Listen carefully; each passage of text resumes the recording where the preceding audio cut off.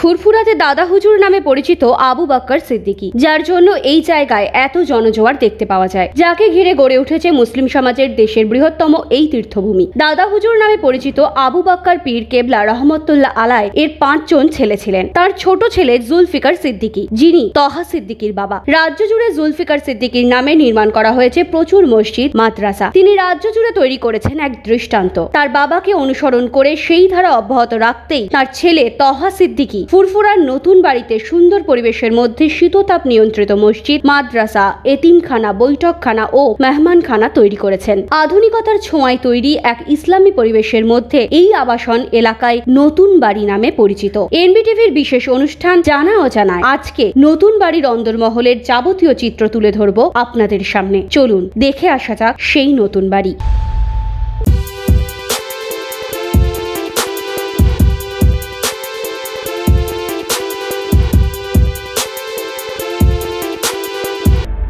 এই মুহূর্তে আমরা যেখানে দাঁড়িয়ে রয়েছি একেবারে তহা সিদ্দিকীর মসজিদের সামনে, যেখানে তহা সিদ্দিকীর যে পুরো এরিয়াটা, টোটাল যে বাউন্ডারি রয়েছে, তহা সিদ্দিকীর বাড়ির যে বাউন্ডারি, তার ভিতরে একটি ছোট মসজিদ রয়েছে এবং খুব সুন্দর মসজিদ।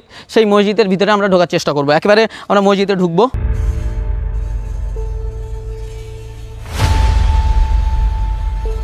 তহা সিদ্দিকীর বাড়িতে ঢুকতেই একেবারে প্রথমে বৈঠকখানা, মোসাফিরখানা পাবেন এবং তারপরেই মেন গেট, ভিতরের যে মেন গেট রয়েছে সেই গেটেই ঢুকে একেবারেই ডান হাতে আপনাদের পড়বে মসজিদ। এই মসজিদে নাজমা, আমরা একেবারে দাঁড়িয়ে রয়েছি মসজিদে নাজমার সম্মুখে এবং এখানে শীততাপ নিয়ন্ত্রিত একটা সুন্দর মসজিদ তৈরি করেছেন পীরজাদা তহা সিদ্দিকী। এবং দেখতে পাচ্ছেন মসজিদের যে বাইরের পরিকাঠামোটা কত উন্নত মানের, কত সৌন্দর্য রয়েছে। সামনে গ্লাস দেওয়া রয়েছে এবং উপরে 4-4টি মিনার রয়েছে, আমরা সেই ছবি দেখতে পাচ্ছি এবং আপনাদেরকে দেখাচ্ছি যে এই মসজিদের নাম হচ্ছে মসজিদে নাজমা। মসজিদে নাজমা প্রতিষ্ঠিত হয়েছে কয়েক বছর আগে। এই মসজিদটি কিন্তু পীরজাদা তহা সিদ্দিকীর হাত দিয়েই এই মসজিদটি কিন্তু প্রতিষ্ঠিত হয়েছে। মসজিদের ঠিক উল্টো দিকে একটু আগেই দেখতে পাচ্ছেন এখানে ঈসা আলাইহিস সালামের অনাথ ফাউন্ডেশনের মসজিদ ও নজরানা, একেবারে এই ব্যানার হোর্ডিং দেওয়া রয়েছে এবং এখানে মসজিদের জন্য আলাদা বক্স রয়েছে, নজরানার জন্য আলাদা বক্স রয়েছে, ঈসা আলাইহিস সালামের জন্য দান বক্স রয়েছে এবং অনাথদের জন্য আলাদা দান বক্স রয়েছে। অর্থাৎ এখানে যারা তহা সিদ্দিকীর ভক্ত বা ফুরফুরা শরীফের ভক্ত মুরিদগণ যারা আসেন, তারা বিভিন্নভাবে অর্থনৈতিকভাবে বিভিন্নভাবে দান করেন তারা। তো মসজিদের জন্য আলাদা বক্স রয়েছে, নজরানার জন্য এবং ঈসা আলাইহিস সালামের যে বক্স রয়েছে এবং অনাথদের জন্য, যেহেতু তহা সিদ্দিকীর অনাথ ফাউন্ডেশন রয়েছে, সেই অনাথ ফাউন্ডেশনে যারা অনাথ শিশুদের জন্য সেই কাজকর্ম করেন তাদের কিন্তু আলাদা আলাদা ফান্ড রয়েছে। এবং সবচেয়ে মজার কথা যেটা জানাবো, সবচেয়ে আপনি এখানে আসলেই কিন্তু দেখতে পাবেন যে হোর্ডিংগুলো রয়েছে, দেখতে পাচ্ছেন যে 5 ওয়াক্ত নামাজ জীবন বদলে দেয়, সৌজন্যে পীরজাদা তহা সিদ্দিকী। এবং আরও অনেকগুলো এরকম হোর্ডিং আপনি দেখতে পাবেন। বইয়ের কথায় করো না বন্ধু মাকে অপমান, তোমার দেহে রক্তে মাংস মায়ের অবদান। এই সমস্ত কিন্তু আরও অনেক হোর্ডিং রয়েছে এবং সেখানে কিন্তু জ্ঞানের কথা লেখা রয়েছে পুরো এরিয়াটা জুড়ে। একেবারে ডান দিক বাঁ দিক আপনি যেদিকেই তাকাবেন পুরো এরিয়াটা জুড়েই কিন্তু এমন কিন্তু একেবারেই সব দামি দামি বাক্য কিন্তু এখানে লেখা রয়েছে, মনীষীদের বাক্য এবং অনেক কিছু লেখা রয়েছে। আমি দেখতে পাচ্ছি যে এখানে লেখা আছে, গোলাপ তুমি এত সুন্দর কেন, এটা আমার গৌরব।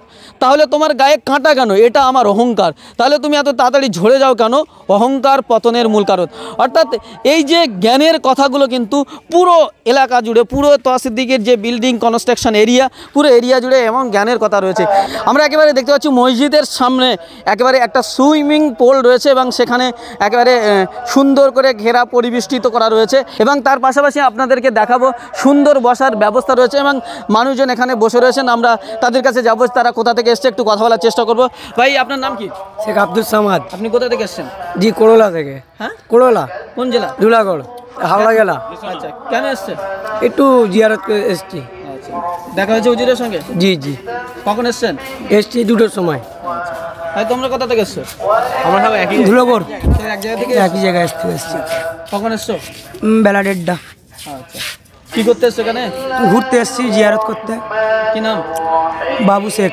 এই ফুরফুরা শরীফের তহা সিদ্দিকীর বাড়িতে কিন্তু অনেকেই দেখতে আসেন, কারণ এই তহা সিদ্দিকীর বাড়ি কিন্তু অনেক সুন্দর বাড়ি বানিয়েছে, সাজিয়ে গুছিয়ে যে বানানো এবং এখানে সমস্ত কিছু একটা দর্শনীয় স্থান। অর্থাৎ আমরা যেটা জানি যে ফুরফুরা শরীফের তহা সিদ্দিকী বারবার দাবি করেন যে ভারতবর্ষের দ্বিতীয় বৃহত্তম তীর্থভূমি মুসলিমদের, এবং সেইটা কিন্তু আরও একটি আকর্ষণীয় করে তুলেছে তহা সিদ্দিকীর এই রাজপ্রাসাদ বা তহা সিদ্দিকীর এই পুরো পরিবেশ বাউন্ডারি, যে এত সুন্দর গাছগাছালি এবং মসজিদের সৌন্দর্য, সুইমিং পুল, বসার জায়গা এবং যে আমরা যেটাকে বারবার বলছিলাম যে রাজপ্রাসাদ, সেই রাজপ্রাসাদের ব্যাপক চিত্র এবং এত বড় বাড়ি, একেবারেই বিশাল বড় বাড়ি এবং খুব সৌন্দর্য রয়েছে। এবং প্রত্যেকটা নিচের দিকে আমরা যদি লক্ষ্য করে দেখি যে গ্লাসের দরজাগুলো রয়েছে, সেই গ্লাসের দরজাগুলোতে কিন্তু কলেমা তৈয়বা লেখা আছে, লা ইলাহা ইল্লাল্লাহ মুহাম্মাদুর রাসূলুল্লাহ। এই কলেমা তৈয়বা কিন্তু সুন্দর করে লেখা আছে।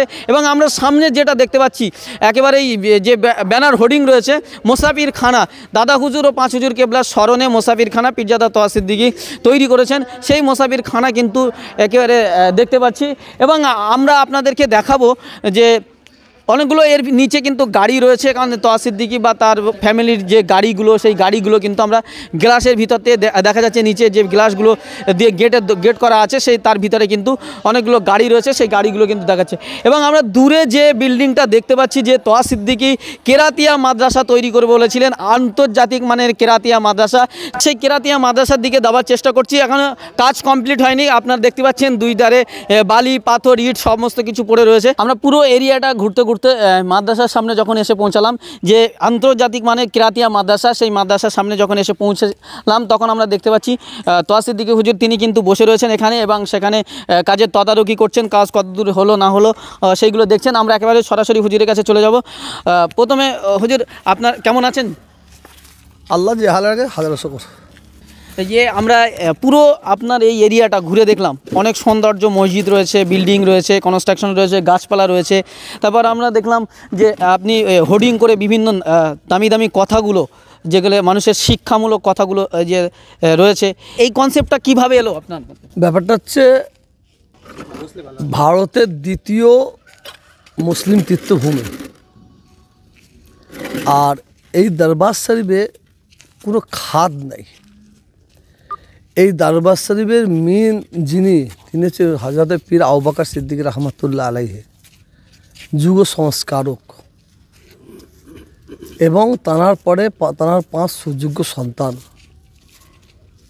এনারা দিন এবং দুনিয়া দুটো নিয়ে জীবনযাপন করেছেন। একদিকে দিনের দিকে লক্ষ্য রেখেছেন, একদিকে দুনিয়ার দিকে লক্ষ্য রেখেছেন। ইনি এইভাবে কাজ করেছেন।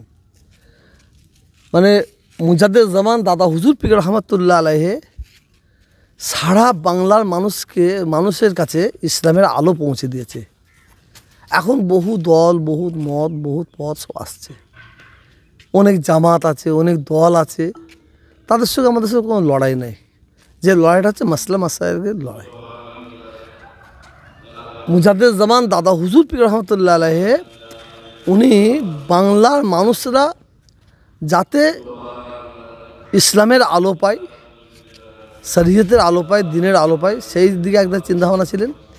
এবং বাংলার মুসলিম সমাজ যাতে উচ্চশিক্ষায় শিক্ষিত হয়, সেই চিন্তাভাবনা নিয়ে তিনি জীবনযাপন করেছেন এবং কাজ করেছেন।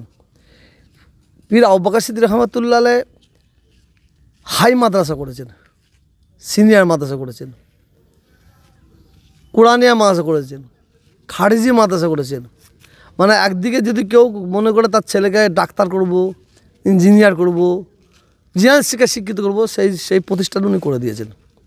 যদি কেউ মনে করে না আমি আমার ছেলেকে ইসলামিক শুধু শিক্ষাটা দেবো, সেই প্রতিষ্ঠান উনি করেছেন।